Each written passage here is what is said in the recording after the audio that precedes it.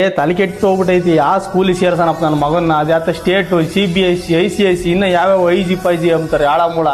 ನಮ್ಮ ಕಾಲದಾಗ ಒಂದು ನಿಕ್ಕರ ಸ್ಲೇಟ್ ಇಕ್ಕೊಂಡು ಓದ್ಕೊಂಡ್ವಿ ನಾವು. CBSE, ICSE, IG, IB ಏನಿದೆಲ್ಲ ನಾನು ಹೇಳ್ತೀನಿ ಬನ್ನಿ. CBSE ಇಂಡಿಯಾದಲ್ಲಿ ಬಹಳ ಕಾಮನ್. ಇದು ಇಂಡಿಯಾದಲ್ಲಿ ನಡೆಯೋ ಯಾವುದೇ ಕಾಂಪಿಟೇಟಿವ್ ಎಕ್ಸಾಮ್ಸ್ಗೆ ಅಥವಾ ಎಂಟ್ರೆನ್ಸ್ ಎಕ್ಸಾಮ್ಸ್ಗೆ ಈ ಸಿಲೆಬಸ್ ಬಹಳ ಚೆನ್ನಾಗಿ ಸೂಟ್ ಆಗುತ್ತೆ.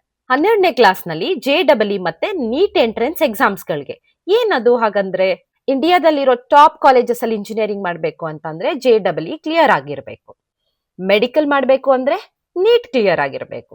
ಫೀಸ್ ಕಡಿಮೆನೇ ಇರುತ್ತೆ, ಪ್ರೆಷರ್ ಕೂಡ ಮ್ಯಾನೇಜ್ ಮಾಡಬಹುದು. ICSE ಸಿಲೆಬಸ್ ಸ್ವಲ್ಪ ಡೀಟೇಲ್ ಆಗಿ ಓದ್ತಾರೆ, ಬೇಸಿಕ್ ಸ್ವಲ್ಪ ಸ್ಟ್ರಾಂಗ್ ಆಗಿ ಓದ್ತಾರೆ, ಭಾಷೆ ಬಹಳ ಸ್ಟ್ರಾಂಗ್ ಆಗಿರುತ್ತೆ.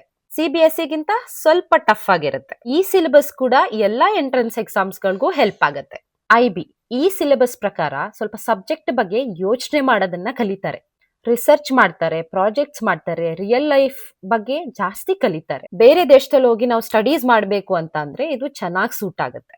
ಫೀಸ್ ಸ್ವಲ್ಪ ಜಾಸ್ತಿನೇ ಇರುತ್ತೆ, ಸಿಲೆಬಸ್ ಸ್ವಲ್ಪ ಟಫ್ ಆಗೇ ಇರುತ್ತೆ. IG ಇದು ಬಂದು ಕೇಂಬ್ರಿಡ್ಜ್ ಸಿಲೆಬಸ್. ಇದರಲ್ಲಿ ಪ್ರಾಕ್ಟಿಕಲ್ ಆಗಿ ಚೆನ್ನಾಗಿ ಅರ್ಥ ಮಾಡಿಸ್ತಾರೆ, ಅದ್ರ ಬಗ್ಗೆ ಅನಾಲಿಸಿಸ್ ಮಾಡಿಸ್ತಾರೆ, ಅದನ್ನೇ ಜಾಸ್ತಿಯಾಗಿ ಫೋಕಸ್ ಮಾಡ್ತಾರೆ. ಸಬ್ಜೆಕ್ಟ್ಗಳನ್ನ ಮಗುಗ್ ಯಾವ್ದಿಷ್ಟ ಅದನ್ನೇ ತಗೋಬಹುದು. ಫೀಸ್ ಸ್ವಲ್ಪ ಜಾಸ್ತಿನೇ ಇರುತ್ತೆ, ಬಹಳ ಏನ್ ಟಫ್ ಇರಲ್ಲ. ಬೆಸ್ಟ್ ಬೋರ್ಡು ಅಂತ ಏನೂ ಇಲ್ಲ, ನಿಮ್ ಮಗುಗ್ ಯಾವ್ದು ಸೂಟ್ ಆಗುತ್ತೋ ಅದೇ ಬೆಸ್ಟ್.